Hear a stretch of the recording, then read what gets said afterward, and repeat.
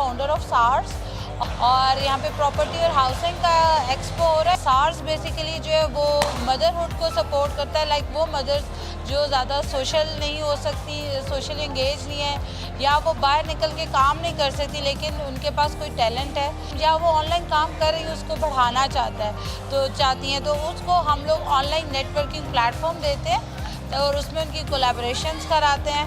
और इस तरह से ताकि उनका काम एक्सपैंड हो। और इसी तरह से हमारे स्टॉल पे अगर आप देखें तो ये डिफरेंट मदर्स का काम है जो कि ऑल ओवर द पाकिस्तान जो है ना वो ऑनलाइन बाइंग एंड सेलिंग कर रही हैं।